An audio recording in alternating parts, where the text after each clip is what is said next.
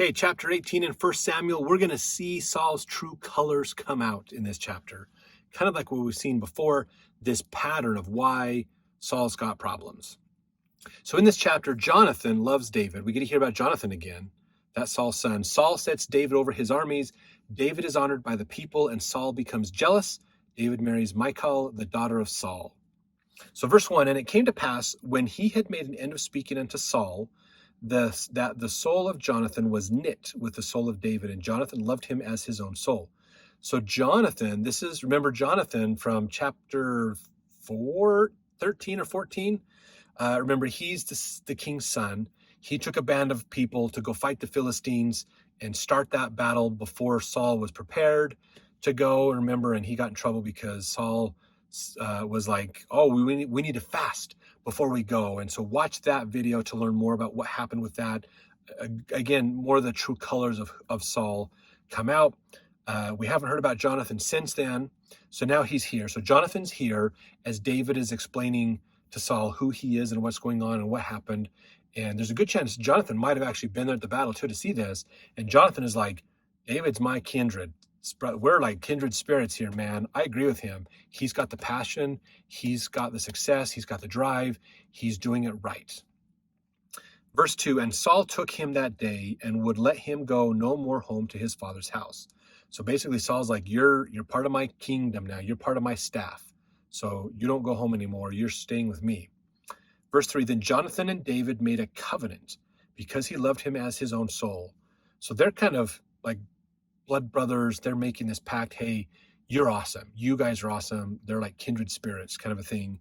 Verse 4, and Jonathan stripped himself of the robe that was upon him and gave it to David and his garments, even to his sword and to his bow and to his girdle. So Jonathan is kind of basically welcoming David into the kingdom, the royal family, if you will, and basically giving David his role in military. You deserve this. You should have this. That was phenomenal what you did. That was amazing. Verse 5, and David went out whithersoever Saul sent him and behaved himself wisely. Remember, David was that he's honest, he's hardworking, he's loyal, he's all the scout attributes. Good young man. And Saul set him over the men of war, and he was accepted in the sight of all the people and also in the sight of Saul's servants. Now you got to realize, being this young boy, and he slew basically Goliath single-handedly, took him down, and pushed the Philistines back. The Philistines aren't coming. They're like, crap, look at what this young kid did. What do we do against that? I mean, how many people would die if we're trying to charge and David's there throwing stones? How many people is he going to take out before we get even to swords fighting? So they've pushed it. The Philistines have no reason to come back against Israel at this point, basically. But Saul has now appointed David to be the general of the army. He's risen up. He's the general of the army. He's responsible for the troops. He's doing these things. And everybody's like, yes, we want that young man. He has that Captain America spirit to go forward and make this work. And so they're going to put him as the leader, basically. Verse 6, and it came to pass as they came, when David was returned from the slaughter of the Philistine, that the women came out of all cities of Israel, singing and dancing to meet King Saul, with tabrets, with joy, and with instruments of music. So they're coming out going, yay, Israel has won. Yay, we're defeating. Yay, we don't have to fight and do all this stuff. Verse 7, and the women answered one another as they played and said, Saul has slain his thousands, and David his 10,000s. So here's the thing, and this is not an uncommon story, that they would tell the great stories of their kings and build them up. You see this in ancient Israel. We even get it in the Book of Mormon, where they believe, oh, this king is mighty. He is so mighty. He's amazing. He could single-handedly wipe out armies by himself. And they're basically realizing, but David, man, our King Saul is pretty darn good, but David is so much better than Saul. Holy cow, look at what David could do. So the legends grow, the stories spread, and they enshrine these in music sometimes to tell the story of what happened in these battles. We see this even in Greek history, other things where there's a poem written about a battle that enshrines what happened in it, basically. It's all getting into the liturgy, the liturgical, not liturgical, but the understanding of the literature of the time and what they did to enshrine things. So, verse 8, and Saul was very wroth, and the saying displeased him. And he said, they have ascribed unto David 10,000s, and to me they have ascribed but thousands. And what can he have more but the kingdom? And Saul eyed David from that day and forward.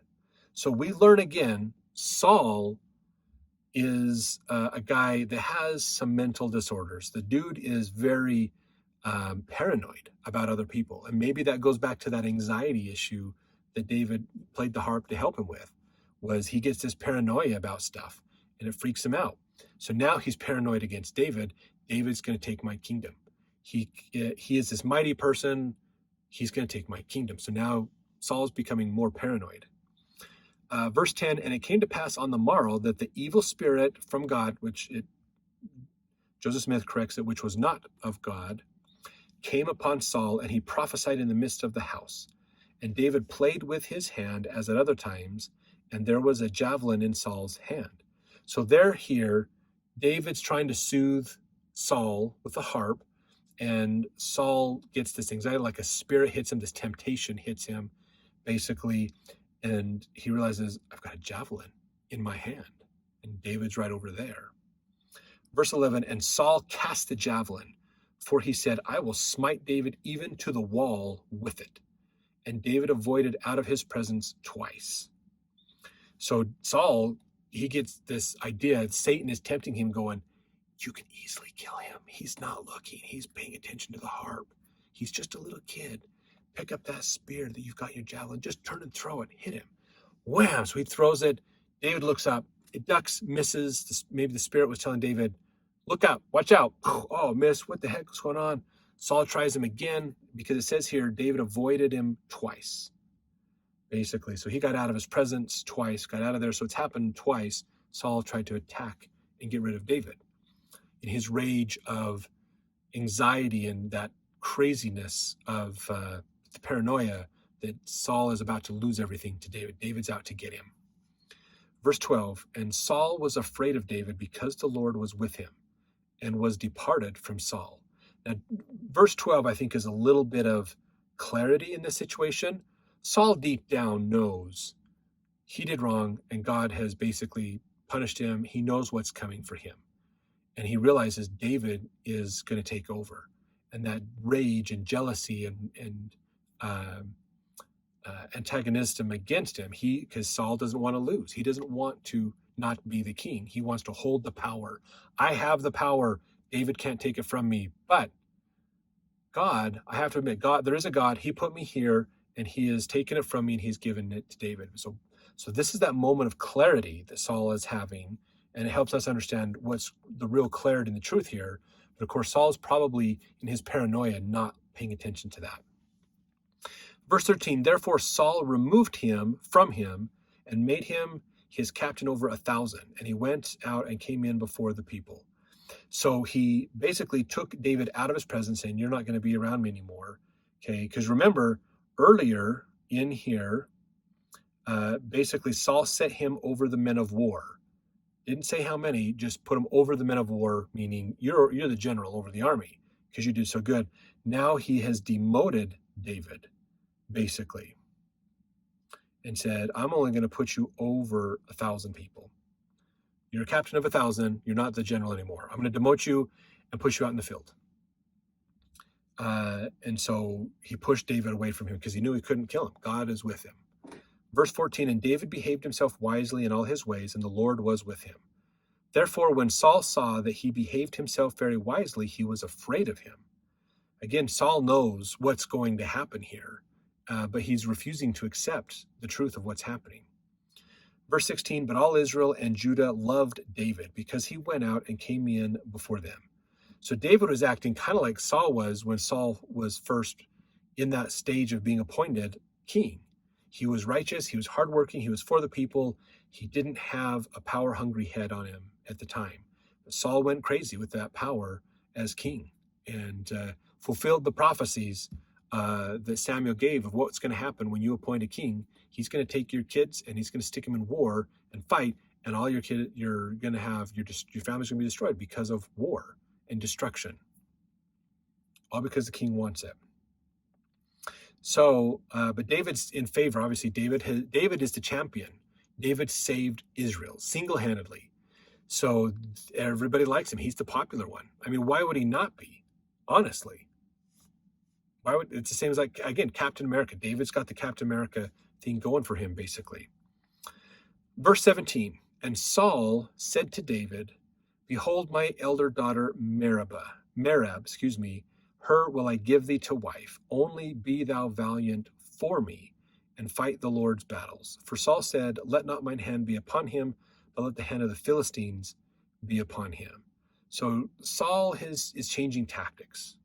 He's kind of worked through his paranoia a little bit, it sounds like, and he's bringing David in. I want to bring, that whole philosophy of bringing your enemies closer. It's not me that should kill David.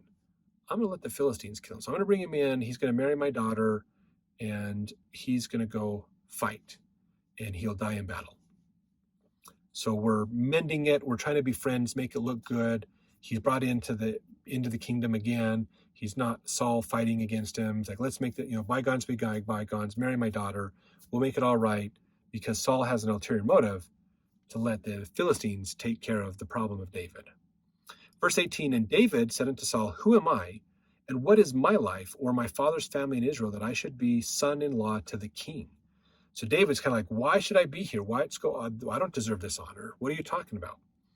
Verse 19, but it came to pass at the time when Merab, Saul's daughter, should have been given to David, that she was given to Adriel, the Meholathite, to wife. So when Saul was to give David his daughter, and David's like, I don't deserve any of this stuff, she was given to somebody else. Verse 20, and Michal, Saul's daughter, loved David. So Merab is probably the oldest daughter, and so David, because he pushed back, Saul's like, oh yeah, fine, you're gonna go back against me, the king, fine, you don't get my daughter. But Michal loves David. She's like, this David's hot, I want to be with him. And they told Saul, and the thing pleased him. So now they're going, but the people that are consulting with Saul are probably like, look, stop being so hasty, stop being so angry and knee-jerk reaction-y to things, Saul. You promised David you'd give your daughter to marry him, to bring him in, and when he rejected it, you freaked out and gave her to somebody else. And so now you can't pull that card anymore. You can't bring her back and to marry David. You can't pull her back. She's married. There's no way of doing that legally, basically, anymore. But they found out, but your other daughter actually has the hots for David. She likes him. And so he's like, oh yeah, I could use this. So verse 21, and Saul said, I will give her, that she may be a snare to him, and that the hand of the Philistines may be against him. Wherefore Saul said to David, thou shalt this day be my son-in-law in the one of the twain. So bringing that in, or basically by one of my two daughters. So he says, look, I have another daughter. Let's let bygones be bygones again, David. Ha ha ha, patch on the back. You can marry my other daughter. You will be a son-in-law to me no matter what. And so he's trying to make amends with David and pull him in and do that. So verse 22, and Saul commanded his servants, saying, commune with David secretly, and say, behold, the king hath delight in thee, and all his servants love thee. Now therefore be the king's son-in-law. So now Saul is doing this campaign through his administration to convince David to go along with this. Again, it's all to trick David, to get him to come back, to be in favor, to believe he's being loved and liked, so that he can be sent out to battle to be killed. This is going to come back and haunt David, unfortunately, in his future. We're going to see this here in a little bit. And verse 23, and Saul's servants spake those words in the ears of David. And David said, seemeth it to you a light thing to be a king's son-in-law, seeing that I am a poor man and lightly esteemed? And the servants of Saul told him, saying, on this manner spake David. So David's going, what is going on? I am poor. Nobody really likes me. So David's not drinking the Kool-Aid of all the fame that he's got. Basically, he's like, I'm just a poor man. I'm just over here. I'm nobody. I did the Lord's work. I did what God wanted me to do, basically, and that's it. That's all I did. I didn't do anything of myself. I didn't do anything phenomenal or amazing. I just did what God wanted me to do. And so now the servants went back to Saul to tell him what David said. Verse 25, and Saul said, thus shall ye say to David, the king desireth not any dowry, but 100 foreskins of the Philistines, to be avenged of the king's enemies. But Saul thought to make David fall by the hand of the Philistines. So they went, so the servants going back going, David. But Saul looks, okay, no, you got to understand, the tradition is the father of the bride is compensated, basically, for the loss of his daughter in the family. With the kingdom, it's a little bit different on that end, but there's still that dowry. And so David's going, I can't marry the king's daughter. I can't repay the king back. I can't do this. This isn't going to work. And so the king's like, no, Dave, it's okay.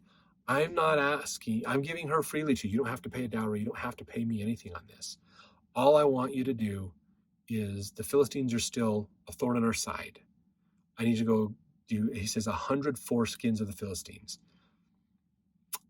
He's basically go circumcise the Philistines.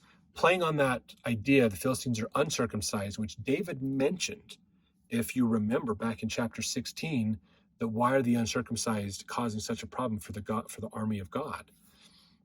And he says, I want 100 foreskins. I want you to go circumcise the Philistines. Kill them. Take them out, basically. Make them pay for what they've done to Israel, basically. Because, again, he wants the Philistines to wipe David out in battle. Verse 26, when his servants told David these words, it pleased David well to be the king's son-in-law, and the days were not expired. So David's going, oh, I don't have to pay a dowry. I don't have to. Oh, okay. Okay. There's a no-lose situation for me here to go be the king's son-in-law. That puts me heir to the throne. That gets me to the royal palace. That enriches my family in the long run as well, because now I have access to fame. I have access to wealth. I have access to influence, and that I can help make that a good thing for my family, basically. And then, so wherefore, verse 27, wherefore David arose and went, he and his men, and slew of the Philistines 200 men. And David brought their foreskins, and they gave them in full tell to the king, that he might be the king's son-in-law. So that's what he did. He gathered the army, his 1,000 men, remember, they went, they fought the Philistines, put a battle on, and circumcised, basically, what they say, 200 men. Whether, now, I don't know whether they just, captured the man, cut off the foreskin and left, or whether they killed him and then cut it off later. I don't know. I don't know how that worked out. But that's got to be crazy to get a bag of 200 foreskins brought to you. I mean, that's, if you want to put in the comments what you think about that, that's pretty crazy to think about. And Saul gave him Michal, to his daughter, to wife. And Saul saw and knew that the Lord was with David, that Michal, Saul's daughter, loved him. And Saul was yet the more afraid of David. So this is Saul's paranoia coming back. And Saul became David's enemy continually. So again, Saul's got the paranoia about losing power. And he is so messed up in the head. He's got some mental issues going on. Verse 30, then the princes of the Philistines went forth.